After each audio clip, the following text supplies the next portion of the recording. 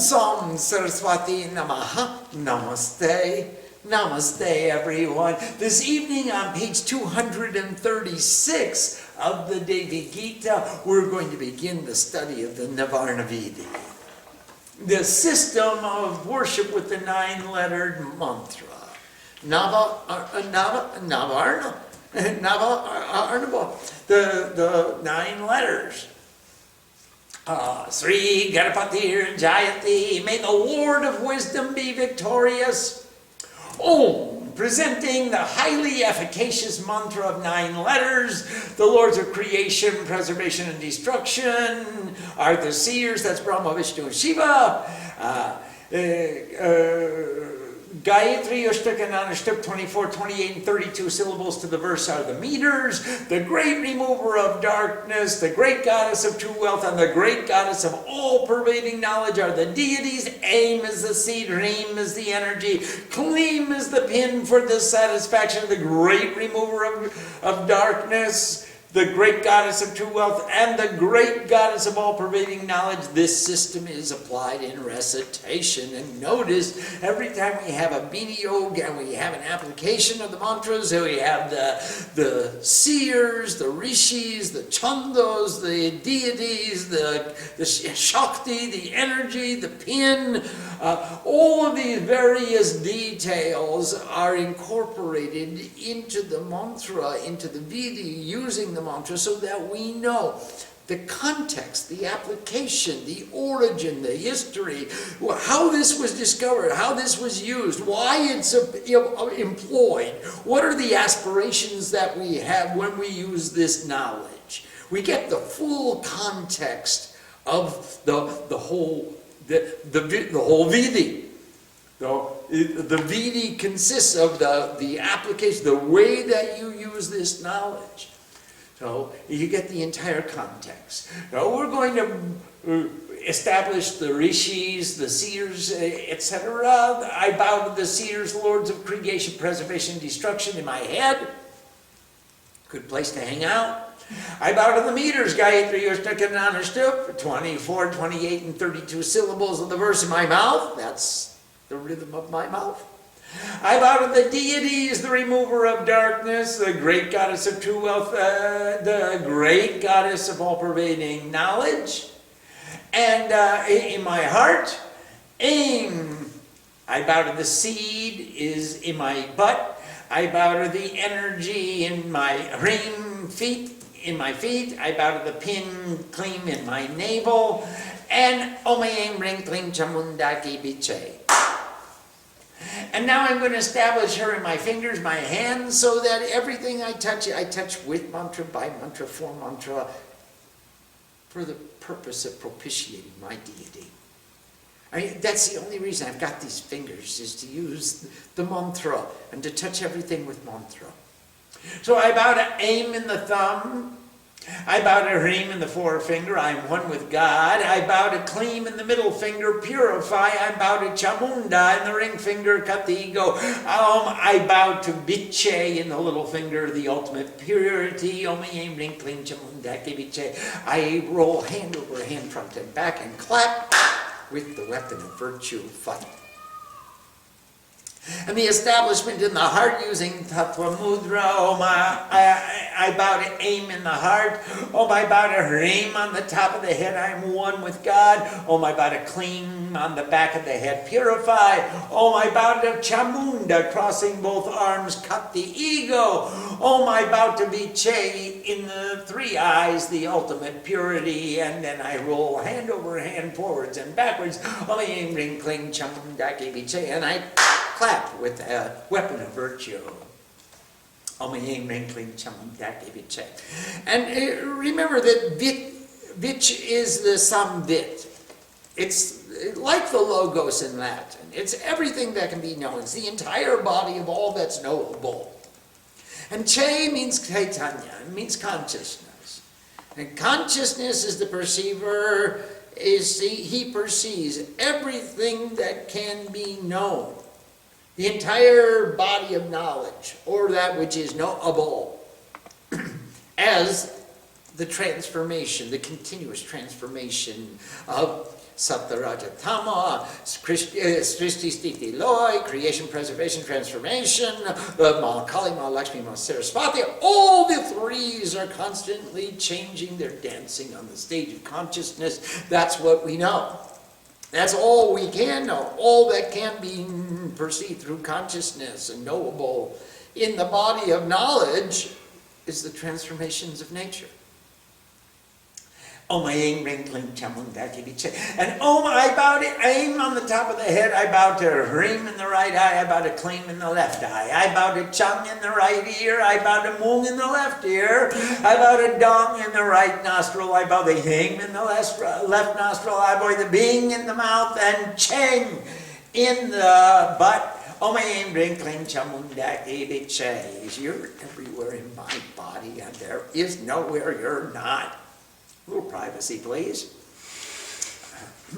Om, I bow to Aim in the north, I bow to Hrim in the east, I bow to Klim in the south, I bow to Chamunda in the west, I bow to Biche in the northwest. Om, I bow to Aim in the northeast, I bow to Hrim in the southeast, I bow to Klim in the southwest, I bow to Chamunda looking up, and I bow to Biche looking down. Om, Aim, Ring, Kling, Chamunda, Biche in the 10 directions. Everywhere I look, there's all I can see is you. You are everywhere. Hey, that sounds like a good song. Om Ying Ring Kling Chamundaki Biche. And now let's meditate on your forms as Mahakali, Mahalakshmi, Saraswati, bearing in her 10 hands. There she is, the blue lady with 10 hands, 10 feet, and 10 heads.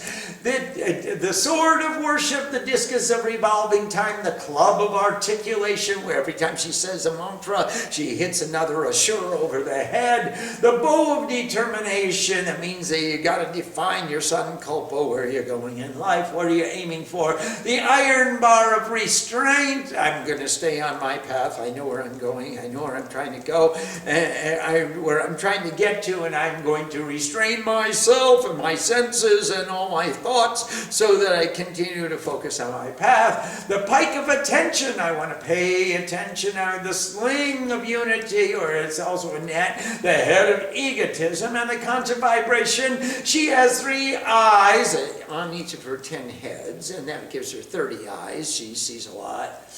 And displays ornaments on all her limbs. She's got a cast on one of her limbs tonight. It's a beautiful ornament. The ornament of the goddess. She shining like a blue gem.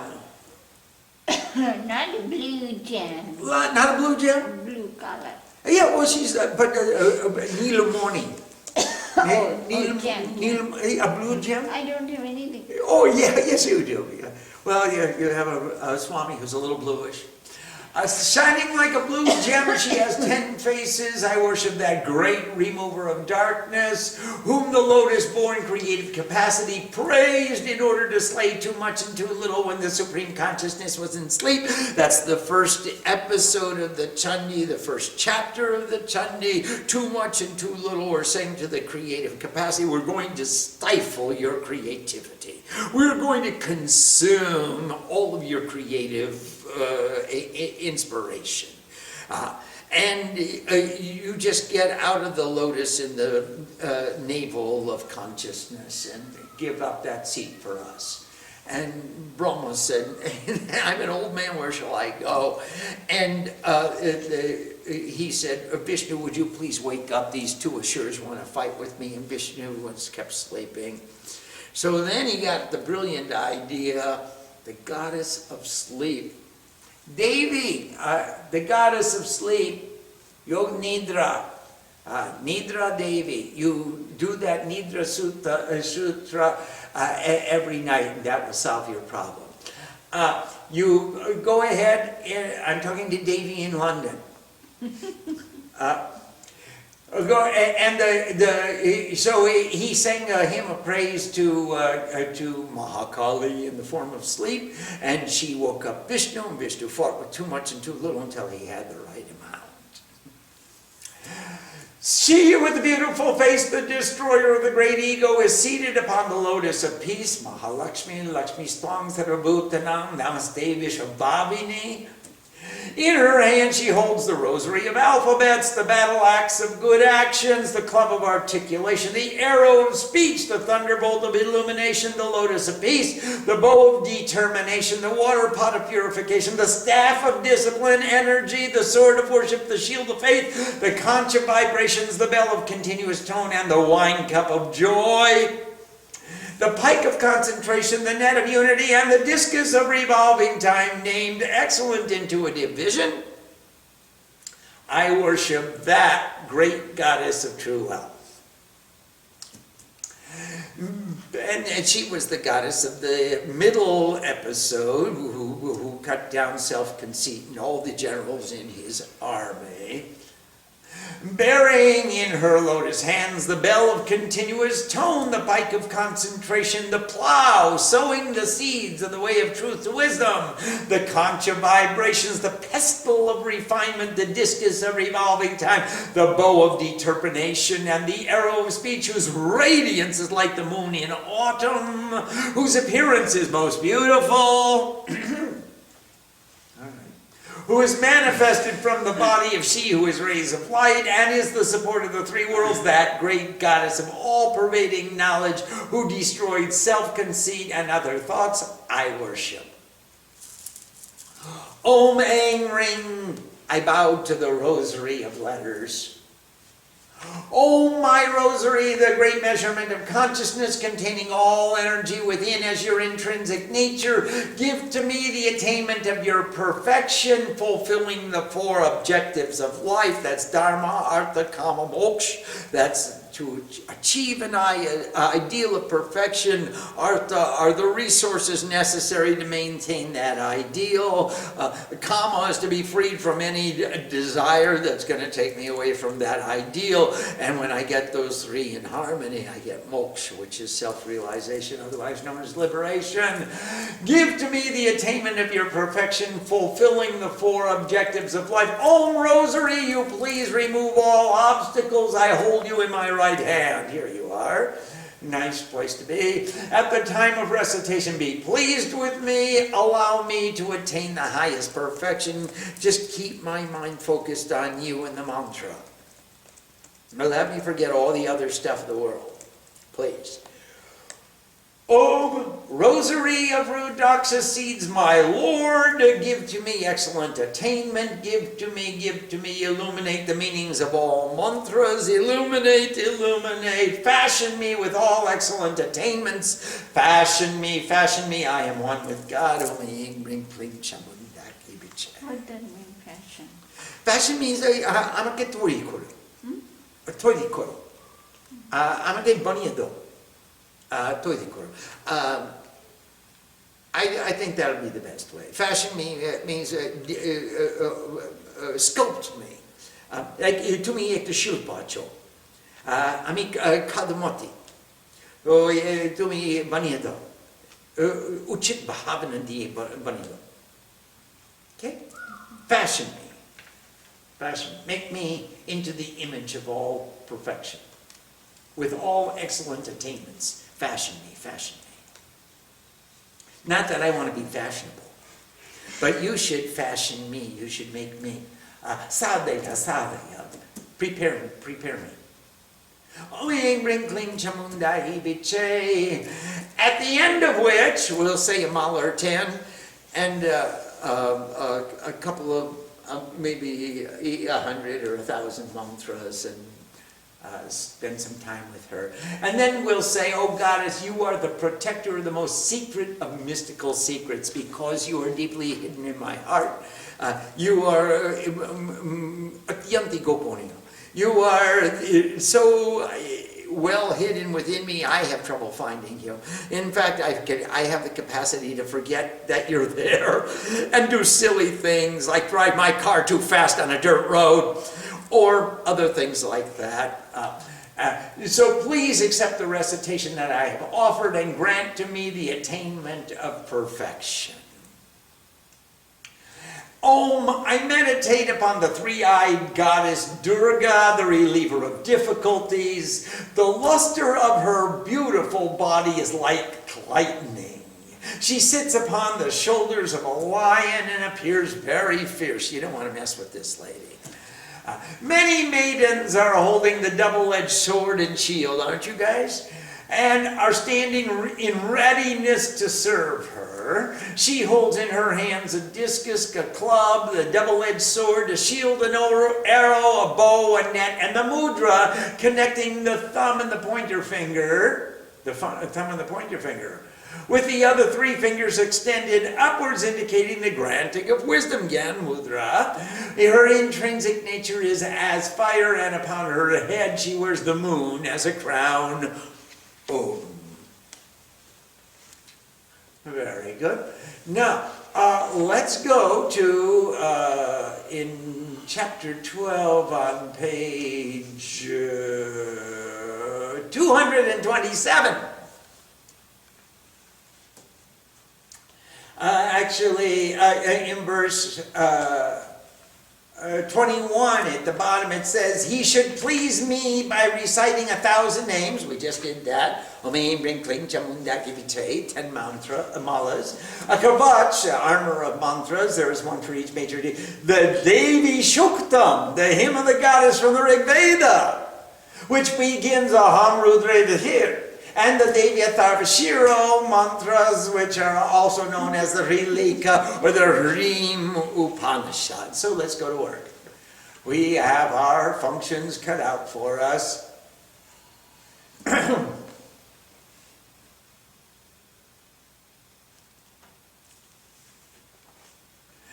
So here we have the Rigvedoktam Devi Suktam on page 249. And it says, and we usually use the Upasamhara Mudra, which means everybody assemble together. I'm calling you all gods and goddesses, rishis and munis, everybody come and hang out together. Shanga Chadwang, Shanga Ladwang, Shangbomanang Shijanotam. Everybody come on and get with the program. We're all having a party at Mama's temple. I travel with the relievers of suffering, with the finders of the wealth, with the sons of enlightenment, and also with all gods. I hold aloft friendship and equanimity, the rule of the pure, the light of meditation, and the divine urge to union. This is the proclamation of Ambrini Bach. She was the daughter of Agastya Muni, and she came to the realization that she was all vibrations. She became one with all the vibrations of the universe. Bach. And so she says, all the gods, I travel with them. Wherever the gods go, I go. In fact, they can't go anywhere without me. And I hold aloft the gods, and they all work through me. I perform the functions of great devotion, creative intelligence, searchers for truth, and the wealth of realization. I give the wealth to the sacrificer who presses out the offering of devotion with attention. If you press out the offering of devotion with attention, she makes you wealthy. That's the wealth of the goddess. I am the queen, the united mind of the guardians of the treasure, the supreme consciousness of those who are offered sacrifice. Thus the gods have established me in the manifold existence, the all-pervading soul of the abundant being. She really got up there. She's the queen. She's the united mind of all those who guard the treasure, and the wealth of enlightenment. That's the way the gods have established her, as the all-pervading soul of the abundant being. Through me alone all eat, all see, all breathe, all hear. Without vibrations, who's going to do what? She is vibration of all and everything, and through her alone. All eat, all see, all breathe, all hear. They know me not. They forget all about me. They think about what they're listening to, what they're seeing, what they're thinking about, their breathing, their hearing. They know me not, but yet they dwell beside me. Hear from me the truth of faith as I speak to you. If you have faith, You'll remember me. You'll think about me. You'll think about the divinity within those words, the divinity within that breath, the divinity within that, what you're hearing, what you're seeing, what you're eating, what you're empirically verifying.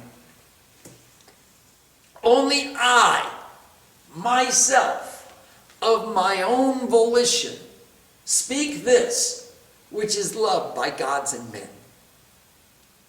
Whosoever I love, I give him strength, make him a knower of divinity, a seer, one of loving intellect. Whoever she chooses, she makes them rishis and gods and goddesses, and makes them Medas Muni, filled with the intellect of love. Now, our challenge as sadhus is to figure out, how could I make her love me? Whoever she loves, she's going to give that, she's going to empower to become divine. What could I possibly do to become worthy of having her empower me? How could I, that was the question Himalaya asked. What kind of environment should I make for the Divine Mother to nurture her in order to empower her to become her highest potential, to fulfill her dharma? How could I empower her so that she can empower me? That's the question we all should be asking ourselves all the time. The objective is not to find the perfect partner. The objective is to become the perfect partner. The objective is to figure out, what could I do to empower others? And maybe they'll turn around and want to empower me. Why not? Why wouldn't they want to empower me if they're getting their power from me? They're only empowering themselves if they empower me, who's empowering them. And that's my challenge with the Divine Mother. Whoever she loves, she gives them strength, and she gives them energy, and she makes them a rishi and a brahmin and a seer and one of loving intellect. How can I make her love me more? Mom, pay attention to me. I know there's thousands and thousands of kids all around the world calling for you to pay attention to them. But I'm requesting you pay special attention to me. Ihagach, ihatishta, ihasharirudjashwa. You please, javotong pujaishmi, for as long as I worship you, tabotong shustira baba, just so long you sit still and empower me to love you so that you can love me more. These pujas, this philosophy, this way of life is designed to earn her love so that she will empower us to become rishis, devas, Devo Nama, Baba Shiva Shakha, the friend of Shiva. I, the preserving energy, bend the bow for the reliever of suffering, to slay the enemies of creative consciousness by the arrow of speech. Okay, now here's the reliever of sufferings, Rudra, Asrutra, he's got this bow, and he's got the arrow of one-pointed, focused, the bow of determination. He's got a sankalpa, he's got a definition of his goal, and he's got a promise to go there, and he's going to achieve his goal, and he's going to slay the enemies of creative consciousness, those who too much and too little, who want to devour our creativity by using mantra, by using speech, by using the Vedic Shabda, the words of wisdom that take you back into the soul. I give the people zealous fervor. I pervade throughout heaven and earth. Why should you jealous? Zealous, not jealous.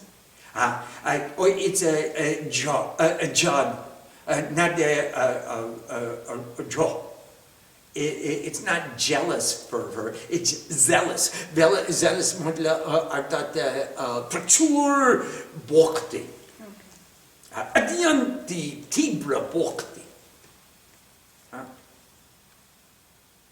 So she gives zealous fervor. That makes sense. Adyanti tibra bhakti, not jealous. I pervade throughout heaven and earth with that bhakti, with that divine devotion. You can see her pervading. Those vibrations pervade from her feet cover the earth. The top of her crown reaches to the highest reaches of the atmosphere.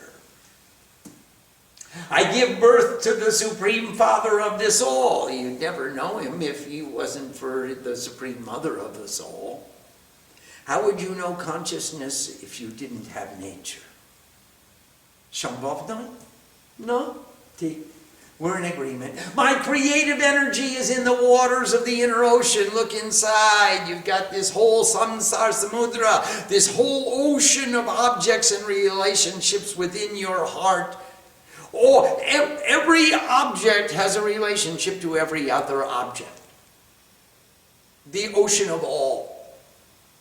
Here we are sitting here and we have relationship to the people in China. There's one Chinese person on the banks of the Yangtze River and he is right now waving at us and smiling at us and he is special. We have a relationship to every atom of existence, knowingly or unknowingly. If you see with the eyes of wisdom, you can see what people are doing on the other side of the world. But you've got a relationship to them all. And this is called samsara, the ocean of all. Every object in the ocean of all has a relationship to every other object. Whether you know it or not, we're all connected. And that's the inner ocean and the outer ocean. It's the inner ocean of her, this entire cosmos, this entire, all the planets in existence. Didn't you come from Mars? From thence, I extend through all the worlds of the universe and touch the summit of heaven with my greatness. I come out of your heart. And I touch even heaven. I pervade all the universe. All the worlds of the universe are part of me. I blow intensely all beings of the universe like the wind, beyond the heavens and beyond the earth. To such an extent has my greatness altogether extended. You can't measure me by this earth. You can't measure me by the heavens. You can't measure me by all the space beyond the heavens. To such an extent has my greatness altogether extended. Go ahead and measure the limits of infinity. How far are you going to go? Before you just say, I can't measure it, it's infinite. That's how great she is. That's the Devi Mahatmya, the greatness of the goddess. It's not just a scripture, it's a way of life. Her vibration permeates heaven and earth and all the lokas. All that is knowable. To such an extent has her greatness altogether extended. Om Sam Saraswati Namaha. Namaste. Namaste, everyone. Let's see if there are any questions about the Navarna Viddhi or the Rigvedoktam Devi Suktam. We have a question from Sadatmananda in Washington. Yes, please, Sadatmananda. Namaste. Namaste. Could you explain why Brahma, Vishnu, and Shiva are the seers of this mantra? In our lineage, it seems that we put emphasis on Shiva as being the seer. Well, Brahma, Vishnu, Sadashiva, Janata, Abhibeka, if you don't have any discrimination, you think they're separate. Pranav, Akshar, Om, Madhye, Yetin, Eka. That's Ekatmananda. The three are actually one. And if you are trying to see differences between them, then you have no vivek, you have no discrimination. You better call vivek and ask him. How do you become ekatma when you have no vivek? You make sure that the three are one. They are parts of each other. They are descriptions of the same, different functions of the same being. This one lady is sometimes a cook, and sometimes she's a cleaner, and sometimes she's a teacher, sometimes she's a student, sometimes she's a dishwasher, sometimes she's the eater, sometimes she's the honored guest. She has so many functions, and we call her by so many names, according to her so many functions. If you have no discrimination, you think that, oh, now I've invited the guest tonight. You don't think I've invited the same person who was just cleaning and cooking and doing all these other functions in life. So if you see through the eyes of discrimination, it's the only one, and they're not different. Brahma, Vishnu, and Shiva are the seers of the three episodes of the Chandi, but they're one. Brahma praised Vishnu, or he praised Kali in order to wake up Vishnu, to fight with too much and too little in the first chapter.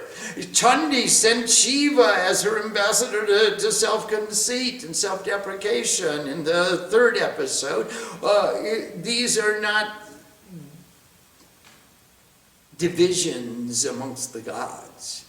These are not separate beings. I'm talking to me. I'm talking to my other part and sending my best part as representative, Shivaduti, as the representative to represent the divinity in the form that we want to illuminate at that moment. At any moment you want to illuminate a different form. You can't illuminate the total at all times. The only way you can illuminate the total completely is to be in union. There's only one. Otherwise you have to illuminate the part. So sometimes we're illuminating the creator, and sometimes the protector, and sometimes the destroyer. They're one. Yes, please. We have a question from Sadhana Shakti in Seattle. Namaste, Sadhana Shakti. Namaste. Can you please talk a little about the origins of how the meters received their syllable numbers? For example, Ushnik containing 28 syllables? No, I cannot. I can't tell you the mathematical formulas by which they arrived at it. But what I can tell you is that Gayatri is the chanda of the morning. It's the chanda, it's the meter of beginnings. And Ushnik is the chanda of midday, and Anushtup is the chanda of the evening. So you have the beginning and the middle and the culmination, the termination. Those are the rhythms of the day. Now, how they decided that Ushnik would have 28 syllables and Anushtup would have 32 syllables, that's beyond my pay grade. I'm sorry, I don't have the answer to that. Now, which came first, the chicken or the egg? We have a question from Monish. Yes, Monish, namaste. Would we be able to do the Navarna Viddhi as a quick sadhana practice, like performing it before we go to classes or work? Yes, and you can do it in the car. You can while you're driving to school, or you can do it. You can do it all the time. You can do the Navarna mantra as you choose. You can do the Navarna Viddhi as it is convenient to do. And it could be called a quick sadhana, or it could be a very long, drawn-out, slow process, as you choose. We have a question from Sharanya. Namaste, Sharanya. Pranam. Verse 1 on page 249. Who are the finders of the wealth? Does this have something to do with getting liberation from the ego? Yes, it does have something to do. The finders of the wealth are the Vashus, and they are the protectors of wealth, and they hold the wealth, they have found the wealth, they protect the wealth, and it is the wealth of illumination, the wealth of realization. All the wealth that we consider valuable to sadhus is not what you put in the cash register. It's the wealth that you put in your heart. your love, your joy, your good health, your prosperity in terms of your spiritual progress. It's not just your physical accumulations. So the wealth that they have is the wealth of realization, the wealth of knowledge, the wealth of wisdom, which they are using on behalf of this world. We have a question from Jennifer. Namaste, Jennifer. Pranam, can you explain what my creative energy is in the waters of the inner ocean means in Rigvedoktam Devi Suktam? Yes. Jennifer, if you go inside to your inner ocean, that's that. We were just talking about the samsara samudra. That's the ocean of all within your heart, within your being. If you go there, you will find your own creative energy, or the manifestation of my creative energy, which expresses itself through you. That's where you have to go in order to find your creativity. It doesn't come from outside. It comes from the inner ocean. It comes from within. We have a question from Ramya in Bangalore. Namaste, Rami Mami. Pranam, can we chant Devi Gita a few chapters at a time? Should we do Navarna Viddhi each time? Well, you can do Navarna Viddhi each time. This is totally up to the sankalpa that you choose. Devi Gita, it can be read in one asana. It can be broken up and studied as we did one chapter a night. It could be recited any way you want to. And it's totally open to your interpretation. You design your own sankalpa around it. So if you want to do the Navarna Viddhi, you definitely want to do Achman and Ashan Shuddhi every time you sit down. But after that, you could take one sankalpa and do it in 12 days, or you could take one sankalpa and do it in one asana. You could do the Navarna Viddhi before and after, or you could just do it after. You could do, it's all totally up to you. You can design your own sadhana around it. However, in the Devi Gita, they've given us the basic elements that we want to keep in our puja, in our worship.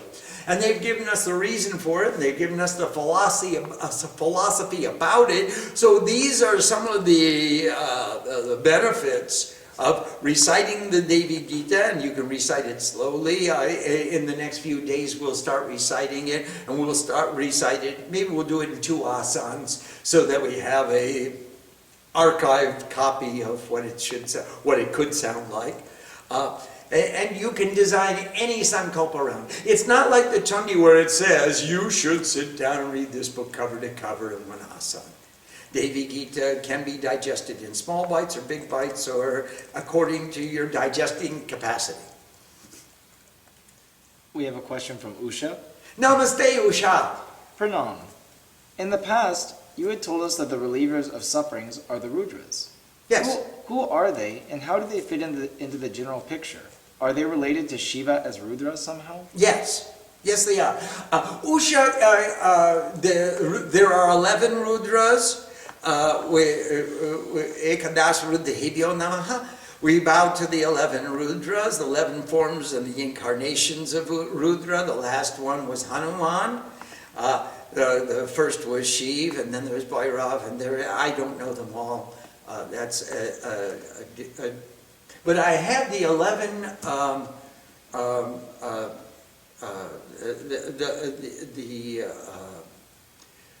Not the 11 forms of Rudra. We have it in a stotram. I'll find it for you. It's in the Shiva Advanced Puja. And they are enumerated. So they are different forms of Rudra, different incarnations of Shiva who took away Shiva, Rudra, Asru Trayate iti Rudra, who takes away your tears. So Rudra is the reliever of sufferings, and Shankar, for example, Sham is peace and Kar is cause or manifestation. So he's the manifestation or the cause of peace. And these 11 relievers of sufferings or relievers who dry up all the tears, they come in various forms as the giver of peace or the cause of peace, etc. Yes, please. It's often the case that they show up together. It's like in the Sarvatobhadra Mandala Devata Stapana, we have the Ashtavasus, and then we have the Ekadasha Rudra, and then the Dwadasha Ditya. And same in this hymn, Is there a significance to that? Yeah, there are many groups of Devis and Devas that hang out together. Just like your Sarvabhadra Mandal, your excellent circle of your entourage. I mean, wherever mom goes, we all go with her. So people will expect if mom is coming, then she's going to bring everybody in the Devi Mandir with her, her entire entourage. So the gods and the goddesses group themselves into an entourage which circles a central deity or central character, and usually they're all referred to as one group of devotees, or one group of deities. We have a question from Ambika. Namaste, Ambika. Namaste. You have used the expression, take refuge in effort. It seems this is the only way to accept tapasya in our life. Can you please speak more about this? How do we truly take refuge in effort, especially when our ego mind tells us to run the other way? You're absolutely right. Ego will say, I want freedom from action. I want freedom from effort. That's liberation. It's not having to do anything. Swami, if she is thinking about ego mind, if she's thinking ego mind, amar ahankar ache, ahankar ত্যাগ করতেও জানবে। ওই প্রশ্ন নাই। So, prayatna করতে হবে। একটা prayatna করতে হবে। এটা আবশ্যক আছে। যে কিছু করতে হবে। We don't want liberation from action, Ambika. We're seeking for liberation through action. And you only seek liberation if you feel yourself bound. So you want to be free from that which binds you. If you're not bound and you're privileged, if you're not obligated but you're experiencing an opportunity, then you're not seeking liberation. You don't want to be liberated from the opportunities.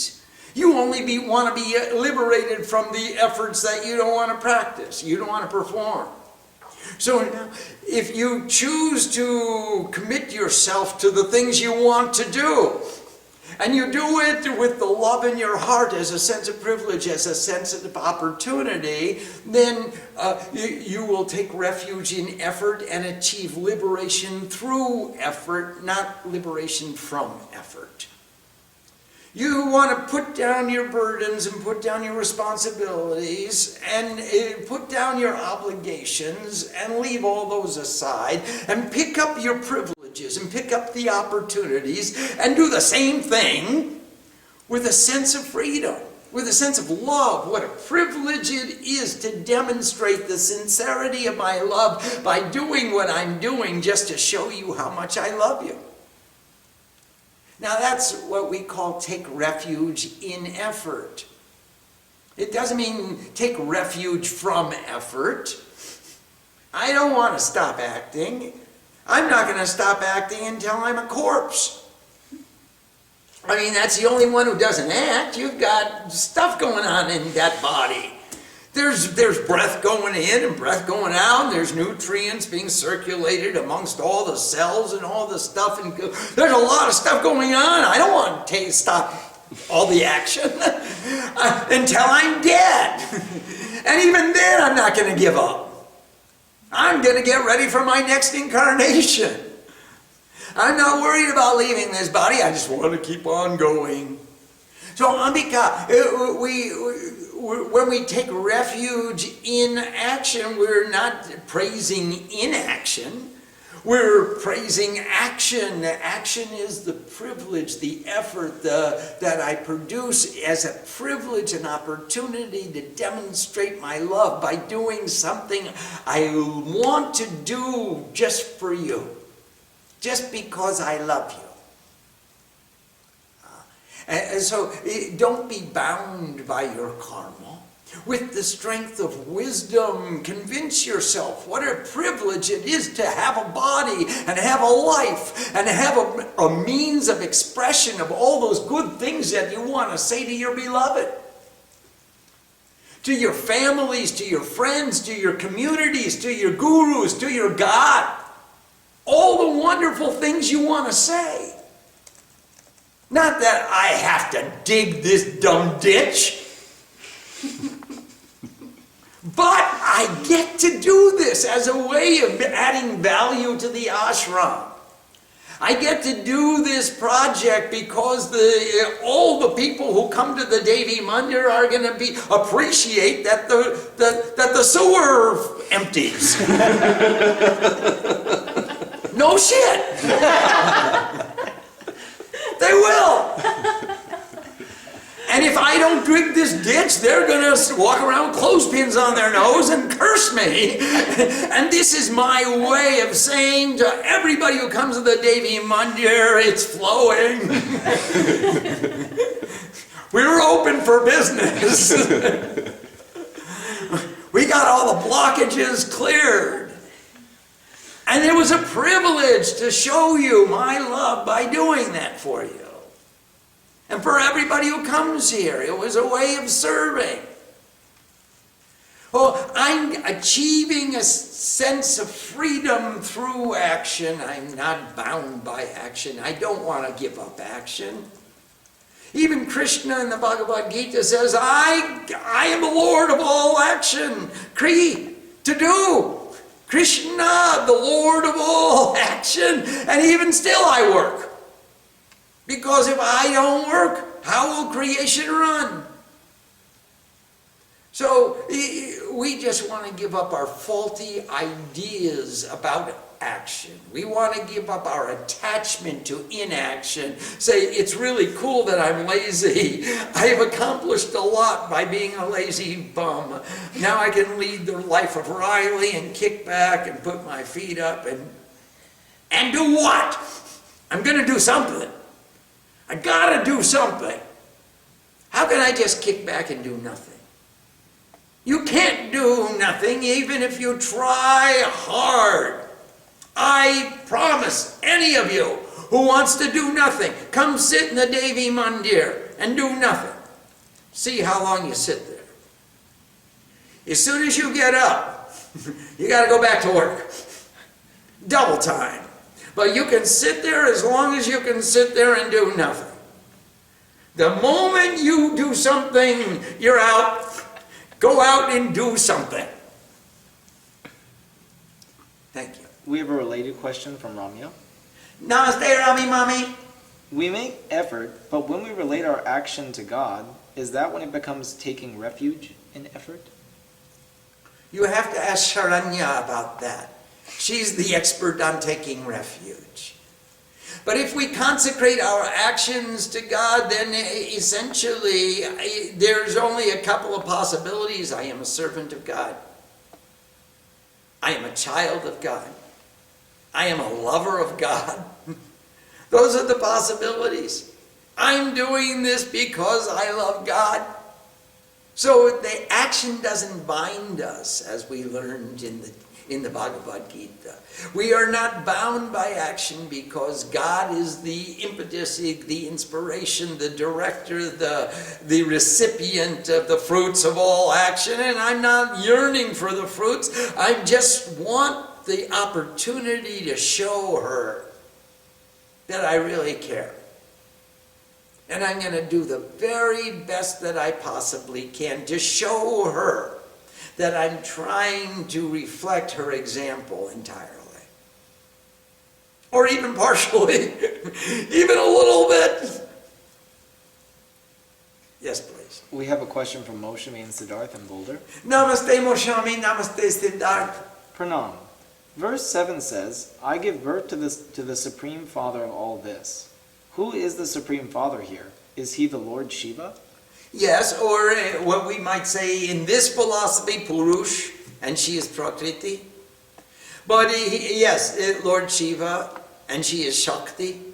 She gives birth, she makes manifest. You can't have consciousness perceiving nothing. He only knows himself when he perceives something. So, Hamsa, Shiva, Shakti, Purush, Prakriti, Hamsa. There's a consciousness and there's a nature. And the two are one, and they unite. And there's no difference. but she gives birth to him when she steps back and allows him to open his eyes and see her. Oh, e artha tache, de purush prakriti, Shiv Shakti. We have a question from Julia. Namaste, Julia Ma. Namaste. In the Rigved, can you tell us more about zealous fervor from the Rigvedoktam Devi Suktam? Yes, I can. And I want to especially talk about the Soma Yagya. Because we call Somras the nectar of immortal devotion. And it was usually produced by pressing stones together. We call it Shil and Anora. And a Shil and Anora is a grinding stone that you put the leaves of Soma on the grinding stone and you press them out until you squeeze out all the juice and you drink the juice. We drank some juice of Somras when we were in Maharashtra last time. Remember that yagya, that Vedic yagya we went through? But we're not interested in the physical substance. The pressing out of the Somras is equated to the pressing out of the nectar of devotion when you are reciting mantras from your abdomen and you're doing the pranayam and you're really bringing in your solar plexus and pressing out the nectar of devotion. And so here we have this zealous fervor being pressed out like stones pressing out the nectar or the juice or the nectar of immortal devotion. Here, zealous fervor in verse number 6. She gives and she presses out the nectar of devotion and she gives zealous fervor. It's verse number 6 on page 251. And she's giving the zealous fervor is extreme bhakti. It's extreme. It's parabhakti, like they described in chapter 9. He gets up and dances. The hair stand on his on their ends. They stand up on the body of the devotee. He can't control himself. He even rises up and levitates. He shakes, rattles, and rolls. He gets really into it. And that's the zealous fervor. He doesn't take a breath. Every breath is taking him. It's the natural flow, the natural expression of tremendous devotion is zealous fervor. Yes, please. We have a question from Monish. Yes, please. Pranam. Namaste, Monish. Could you please dissect the meaning of Om Namah Shivaya and Om Gam Gayatri Devi Namaha for me? It's clear to me what their obvious meanings are, especially after reading the tradition's definition of these deities, but could you elaborate on their secret meanings? I'm not sure what the word dissect means. Do you want the meaning of every letter of each word, or do you want the intrinsic meaning or the application, bini yoga of the mantra? Let's do the bini yoga of the mantra, or the philosophical implications of the mantra. Shiva is kalyan, so he's welfare, he's goodness, he's consciousness. He's the energy of transformation, or the consciousness of continual transformation. He's often called the destroyer because he's the culmination of all existence. So Om is the infinite beyond conception. Nama is I'm bowing, or I bow, or we bow to. Shivaya is dative case, so it's to Shiva and to Shiva, to welfare, to infinite consciousness, to the consciousness of infinite goodness, to I'm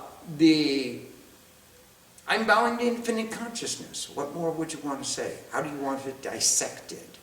I think that's pretty succinct. Now, the other one was Gam Gayatri. Om Gam Gayatri Devi Namaha. Gam Gayatri, Om is the infinite beyond conception. Gam is a totality of all wisdom. Gaya is the song of wisdom. She's the song. Tri is the song of the three.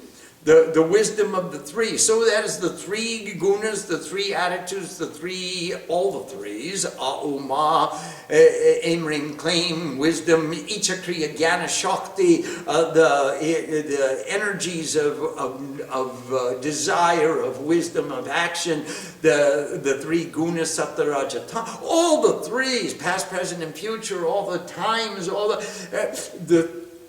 as symbolized in the union of the three goddesses who come as one. And I'm bowing to the manifestation of wisdom who is embodied in the song of the wisdom of all harmony of all the threes. Is that what you mean by dissect? I hope so. Thank you. We have a question from Siddharthananda. Yes, Siddharthananda, namaste. Namaste. You once mentioned that in the Kilika mantra of the Chandi, the pin is, as you give, so you receive.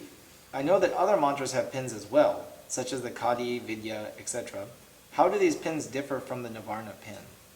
Well, how do they differ? There's a different Bij mantra for the pin of each Bini Yoga. So in each of the applications of the mantras, how they're expressed and how they're defined and how they are implemented, there's a different type of energy and a different type of pin which binds this to us. Now the pin of the Chandi pot is, as you give, so shall you receive, and that is a basic principle of all the pins that bind all the mantras. If you give a little bit, you get a little bit back. If you give a lot, you get a lot back. If you give your whole self, you get it all. So that's how the pin works. Now it manifests in a different energy, in a different shakti, in a different manifestation. So in each of the different applications. We have a question from Sadhana Shakti. Namaste, Sadhana Shakti. Namaste. We've talked before about how we experience the darkness to move into the light. Is this similar to experiencing anger, which leads to true happiness? Well, anger doesn't necessarily lead to true happiness. Some people get angry and they stay that way for a long time. Believe me, I know. Just count my friends on one hand. The rest of the people are angry with me. But we could hope that having had the experience of darkness, you could understand what it is to feel happiness, what it is to feel light, what it is to see light. Having had the experience of ignorance, we can hope to understand what it is to live with love and with joy, with peace, with that kind of security. Oh, at least you have a context in which you can compare. Where am I at now? Am I still in that old same anger, or did I give up that anger and I moved on to bigger and better things? New relationships with new people, with new horizons, plotting a new course, with new objectives and a new aspiration, and I've got a new path. Suddenly, I'm a new me. We always reinvent ourselves continually. All of us continually reinvent ourselves, and we revamp ourselves, and we see, well, gosh, in my next incarnation, I'm going to leave all the bad parts I can, and I want to take all the good things that I learned, and I'm going to make a new me in my new life. And I choose new partners for new goals, and I choose those goals wisely with the knowledge that I have today. And I'm constantly reinventing myself, sadhana. Constantly. In fact, every morning you get up in the morning, you say, who am I going to be today? Am I going to be the manager of the IT department of the university, or should I take this job as the IT consultant for this company? Or you reinvent yourself every day. There's a new sankalpa. I go to my office and I look at my things, my list of things to do, and I look at all my emails, and I look at all my, and I say, whoa, what am I going to engage in today? And a calendar pops up and says, oh, we're going to have a cast of thousands. Oh, that's the best thing you could do, Srima. Please, could you do this one too? Oh, thank you. Excellent. Oh, pranam. Mama got a new cast today, and I was one of the members of the cast. We have a question from Elise. Yes, namaste, Elise. Namaste. The requirements for chanting the Devi Gita seem easier than the requirements for chanting the Chandi. Can you tell us why it is so? Yes, because it's more of a philosophical work of explanation rather than a practical work of this is how you got to do it. So when you sit down to do the cosmic puja, it says, put the flour over there, and put the water over there, and put the milk over there, put the yantra in the center, and put the goddess on the yantra, surrounded by all her friends. When you sit down and do the Chandi Pat, it says, I'd love for you to sing this book from cover to cover, if you can, in one asana, in one breath, if you can.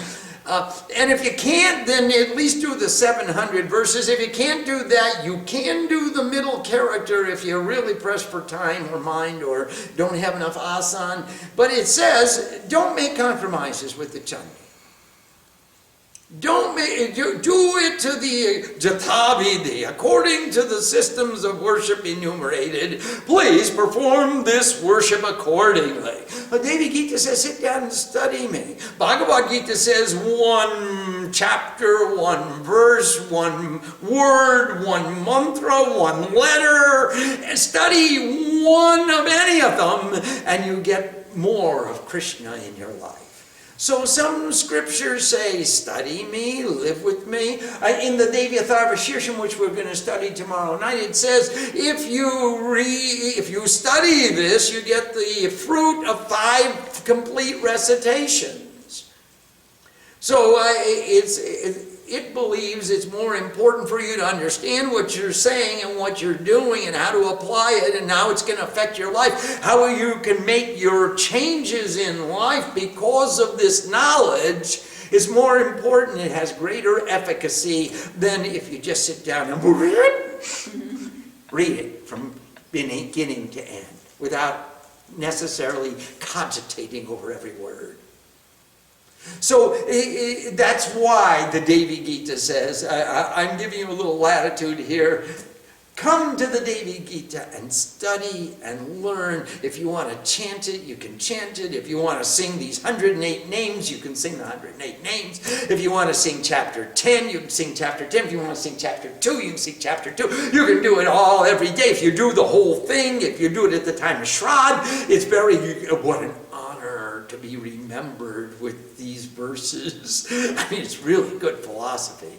It was really a fun study. And it makes a difference for the inspiration that changes of our lives. How do we want to guide our next incarnation? What do I want to become next time? This will influence, this knowledge will influence that next incarnation. What's going to happen to you tomorrow morning when you wake up? Om Sam Saraswati Namaha. Namaste.